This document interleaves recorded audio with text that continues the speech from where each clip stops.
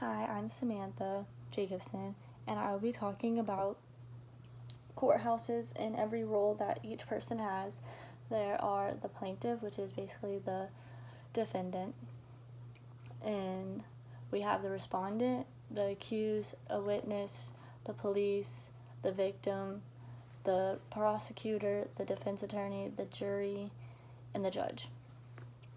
Okay, so say there's a crime that has happened, like a murder maybe, and the defendant, which is the plaintiff, is the person who has done the crime or they think has done the crime, which is basically like the person who's been accused. He's being accused of doing a crime like murder or theft or something along those lines. And he's been called into court or he's been sent to jail and he's in court now and he has to go in front of a judge and a jury and tell them his side of the story basically. And then you have the defense attorney who is defending the plaintiff, which is the defendant, and his role is to talk to the judge on the defendant's behalf and help him out and use all the evidence that he has to prove that his person, which is the defendant, didn't do the crime that they have said he's done. And then on the other side, and they sit on this side of the court, and the judge is up here. And then on this side, we have the respondent and the prosecutor. The respondent is a person who is like, maybe if someone got murdered, maybe they're like the person who's like a family member, like a mother or something, or they can be the person who it happened to, like a theft or something, and they're pressing charges on the defendant. They will go to court, and they can be in court while it happens.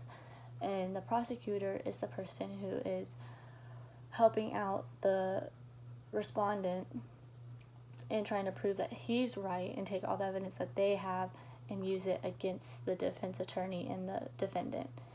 And the respondent can call witnesses.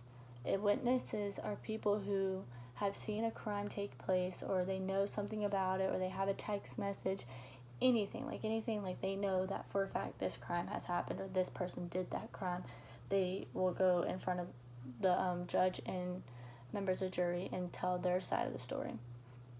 And then you have the victim, who is the respondent pretty much, because or it could be the respondent because they could have been like the person that got stolen from or something like that, or it can be the victim who's gotten hurt in a crime or like murdered. And then you have the members of jury who are listening to both sides of the story, and they will go into a room and they will take a vote on if the defendant is guilty or not guilty. And guilty means that the person did the crime and they believe that they did the crime, or they're not guilty and they don't believe that they did the crime and that the defense attorney basically did his job and proved that he didn't do the crime even if he did do the crime. And then you have the judge, who is basically there to make sure that everything is being obeyed and that all the laws are being met and everything. Or if there isn't members of jury and they just have the judge will make that, and they'll say if they're guilty or not. And they also get to say how many years they'll have in prison, or if they go on probation or something along those lines. And then you have the police officers, who are a force of people, which is a lot of people who are in black and blue, and they fight for us every single day. And they go in their cars, they make sure that all the laws are obeyed. Like, if someone's speeding, they get them for speeding. If someone is robbing a place, they catch them. They're the people who keep us safe, or at least they do the best they can. And then you have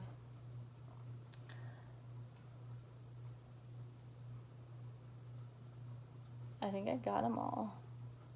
I've done the victim.